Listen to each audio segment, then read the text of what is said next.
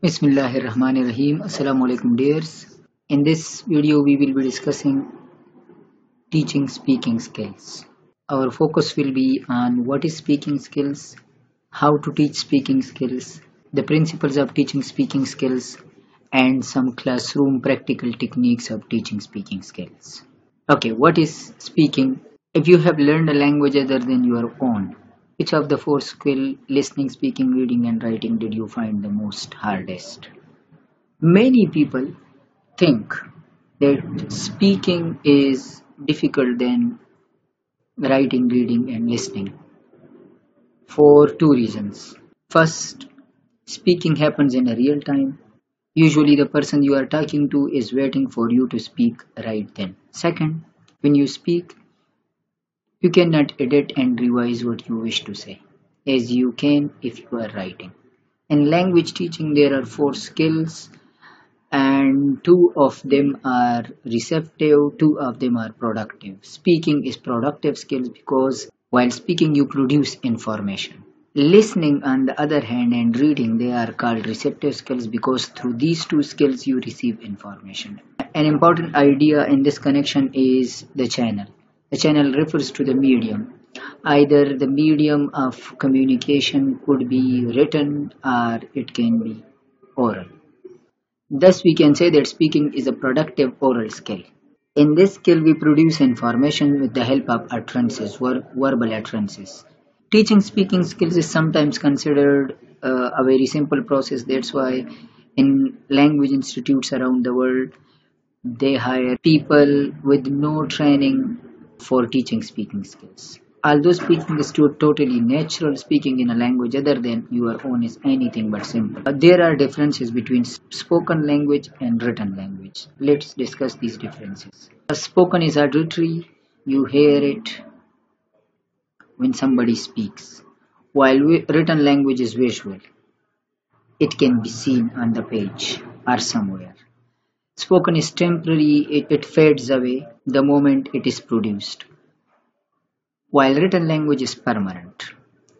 In spoken language, prosody is involved, rhythm, stress, intonations, and pronunciation, while in written language, punctuation is involved. In spoken language, immediate feedback is required, and in written language, the feedback can be delayed or it's not necessary to have a feedback. In spoken language, planning and editing is limited by the channel, unlimited, while in written language, unlimited planning and editing and revision is possible. Given these differences between writing and speech, you can see why people who learn a foreign language largely from textbooks often sound bookish. When you learn speaking skills in an academic institute and mostly they learn it from textbooks, when they speak it, it seems that they are reading the language. Now we should discuss what is the background to teaching speaking skills. For many years, people taught speaking by having students repeat and recite memorized textbook dialogues. Look at audiolingual method. In this method, the teacher used to speak out the dialogue and the students they used to repeat and imitate their teachers. They practice different grammatical structures and later they use those grammatical structures in their day-to-day conversations. So an audiolingual speaking lesson might involve an interaction. For example, in the following dialogue, where T stands for teacher and S stands for student. Now look at this dialogue. The teacher says, "Good morning, Maria." The student says, "Good morning, Maria." "Where are you going?" "Where are you going?" "I'm going to library." "I'm going to library." "I'm going to the library." "I'm going to the library." Library, library. Now this is how repetition and imitation takes place in audiolingual method. Audiolingual method is based on behaviorism, which is a concept of habit formation. It is thought that language is also a habit formation process. That's why in audiolingual method, the teachers they focus to form the habits of the students.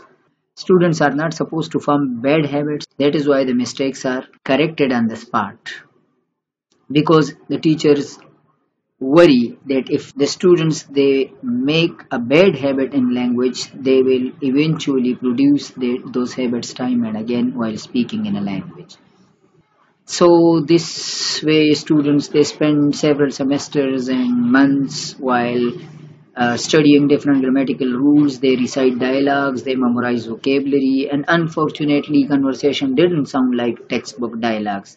During the late 20th century, language acquisition research made us reconsider some long-standing beliefs about how people learn to speak. Several studies suggested that people don't learn the pieces of language and then put them together to make conversation. Instead, when the child or a kid acquires his first language, he acquires it by interacting with other people around him or her. This realization has several interesting implications. If we believe that people learn language by interacting, then learners should interact during classroom practices. As a result, a method called communicative language teaching arose. There are two versions of this method. The weak version says that teachers should teach the components of language but include communication activities, while the strong version says that since students learn through interacting, lessons should consist opportunity to communicate in the target language. However, in order to communicate well in another language, we must make ourselves understood by the people we are speaking with, and this is not an easy task, especially at the beginning and intermediate levels. There is some need to accurate in speaking the target language. Okay, this is tricky because as we saw in the speaking writing contrast, there is limited time for planning and editing in speech conversation. Now there is an issue. The issue is that in speaking skills we have so many components that are involved and that need to be focused, which is not there in writing skills. These components are presented in this figure. Look at this figure from the bottom. It starts from a text, then utterance, then class, then phrase, then word, then morpheme, then phoneme. And on the right side you see stress, rhythm and intonation. On this side we see discourse, we produce discourse, and then syntax is involved, morphology is involved, and phonology is involved. Beginning at the pyramid base, text means stretches of language of an undetermined length. Now, spoken text are composed of utterances while written text is composed of sentences. In writing, we have complete sentences, but in spoken language, even a single word or a single phrase can be an utterance. It can function as a sentence. Even a single word pizza can be understood by the listener as a complete utterance.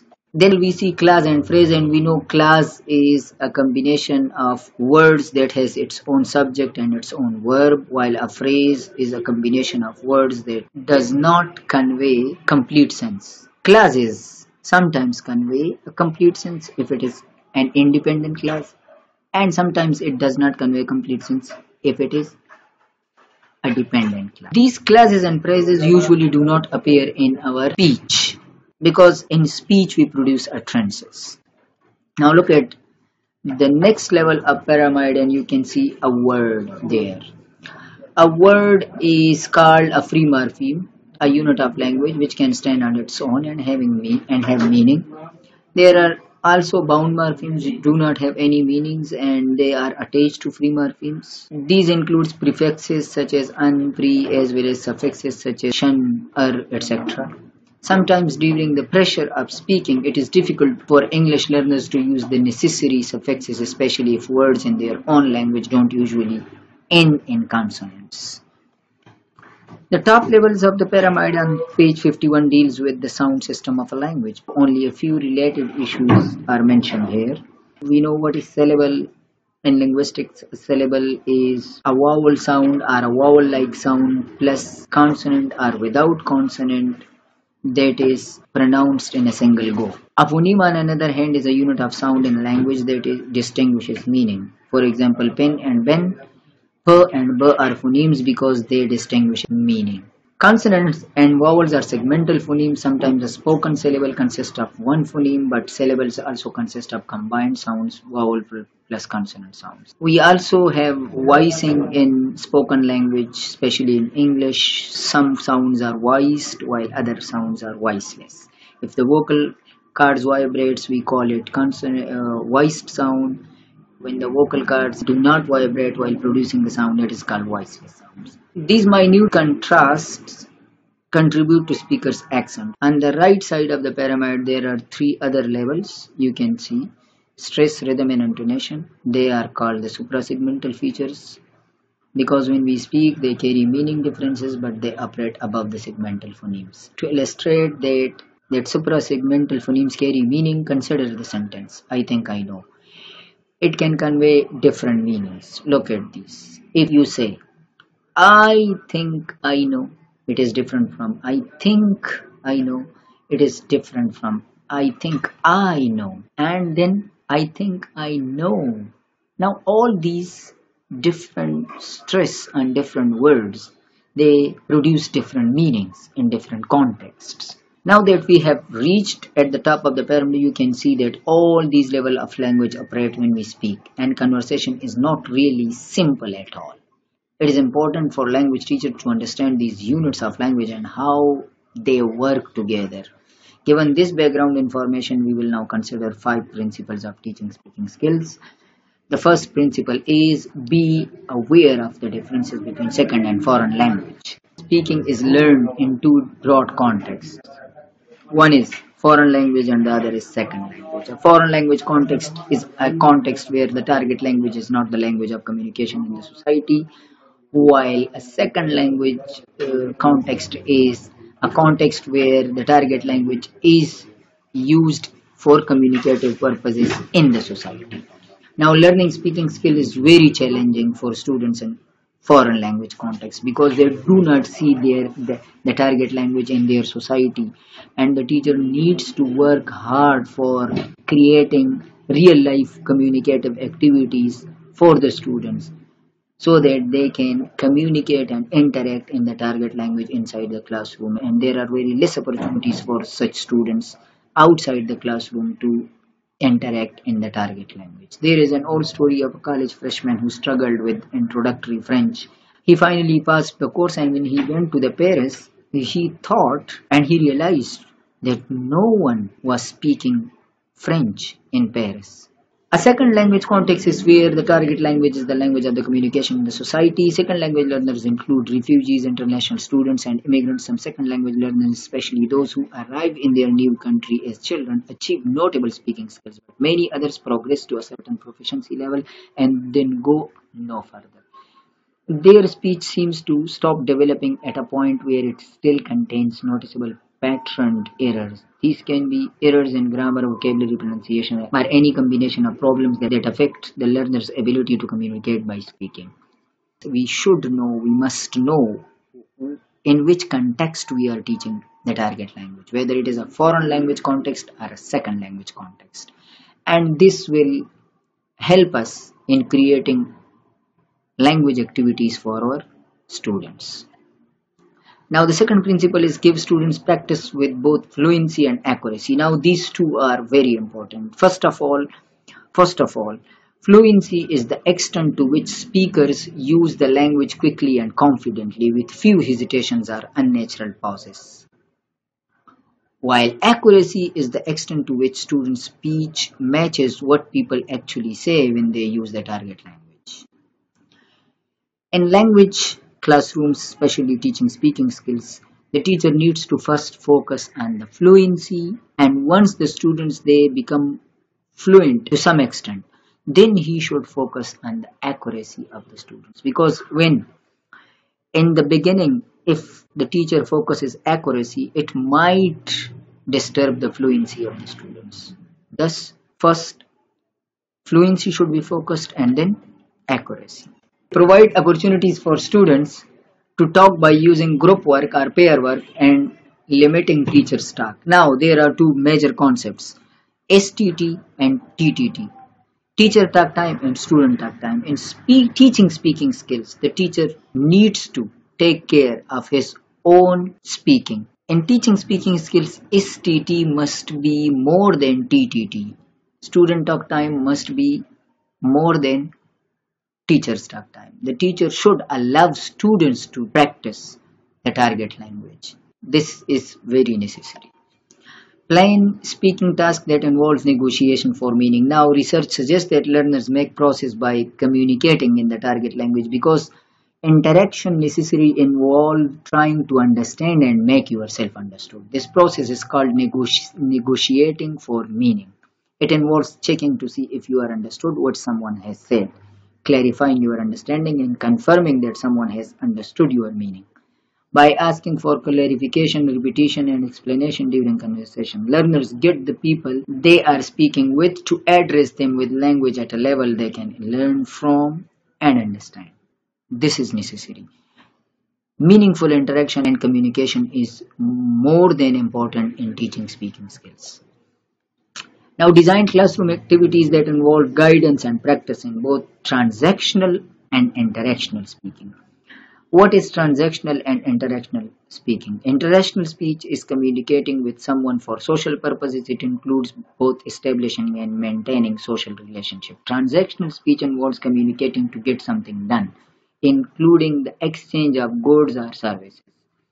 Most spoken interaction can be placed at a continuum from relatively predictable to relatively unpredictable. Conversations are relatively unpredictable and can range over many topics, with the participant taking turns and commenting freely. In contrast, Noonan states that transactional encounters of a fairly restricted kind will usually contain highly predictable patterns. It is necessary for language teachers, for teaching speaking skills teachers, to focus on both transactional and interactional speeches. If you are exposing your student to only transactional speeches, they will be unable to interact in the target language inside the society while communicating socially with the people.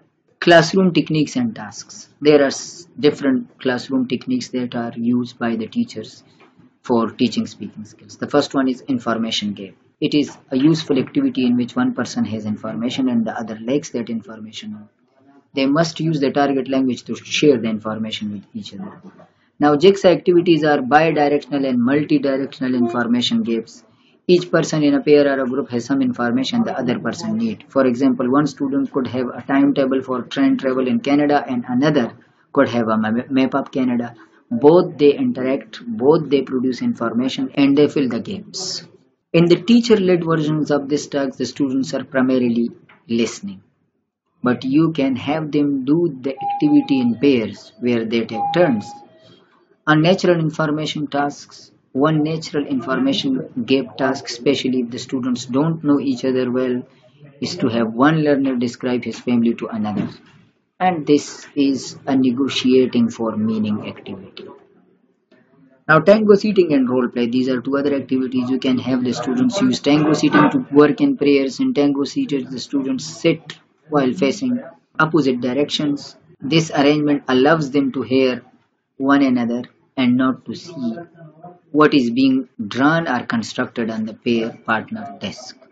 Role plays are also very important activities in teaching speaking skills. In role plays, students are given particular roles in the target language and they play different roles. For example, they play the role of a doctor and another student can play a role of a patient.